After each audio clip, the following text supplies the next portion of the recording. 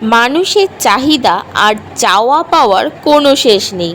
যখন গরমকাল ছিল তখন শুধু বলতাম একটু বৃষ্টি হলে মনে হয় রেহাই পেতাম গরমের হাত থেকে।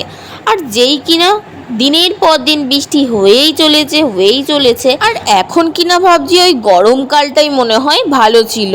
বৃষ্টির দিন আসলে একটা কথাই মনে হয়, আমাদের তো তাও মাথা গোঁজার জন্য ঘর আছে, কিন্তু যাদের কোনো ঘর বাড়ি নেই, রাস্তায় রাস্তায় ঘুরে বেড়ায়, তারাই বর্ষাকালটা কিভাবে কাটায় শুধুমাত্র তারাই জানে। আর এই একটানা বৃষ্টি হলে বা বর্ষাকাল আসলে আমাদের বাড়ির প্রত্যেকটা মানুষের কিন্তু টেনশন শুরু হয়ে যায়। সত্যি বলতে অফ ক্যামেরাই হোক বা অন ক্যামেরাই হোক না কেন, আমি সবসময় হাসি মুখে থাকি বলে এটা নয় যে আমার জীবনে কোনো দুঃখ ছিল না বা আমার জীবনে কোনো দুঃখ নেই। আমার ছোটবেলাটা কিভাবে কেটেছে হয়তো তোমাদেরকে বলে তোমাদেরও চোখে জল চলে আসবে। তো সে যাই হোক, কিছু না বলা কথাও থাক। সত্যি বলতে আমার মা বাবা আর আমার ছোটবেলা থেকে আজ পর্যন্ত যতটা এসেছি, যতটা স্ট্রাগল করে আজকে আমরা এই অবস্থায় এসে দাঁড়িয়েছি, সত্যি আগের কথাগুলো ভাবলেই আজও আমার চোখে জল চলে আসে। আর হ্যাঁ, এই না বলা কথাটা আমি তোমাদেরকে সেই দিনই বলবো যেদিন আমি নিজে সাকসেস পাবো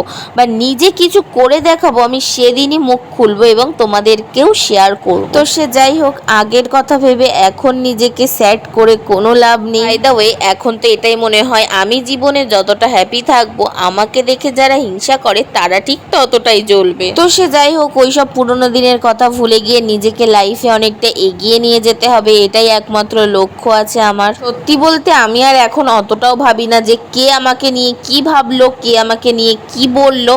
লোকের কথায় কান না দিয়ে নিজে মন দিয়ে কাজ করাটাই ভালো। এদিকে দেখো, এই কদিন বৃষ্টিতে কিন্তু আমাদের বাড়িতে তো জল রয়েইছে এবং এতটা পরিমাণে বৃষ্টি হয়েছে যে ঘরেও জল ঢুকে গিয়েছে, মানে পুরো সিঁড়ির নিচে জল চলে গিয়েছে। আর এদিকে বাবার গাড়ির চাকাও কিন্তু অর্ধেকের বেশিটাই জলের নিচে রয়েছে।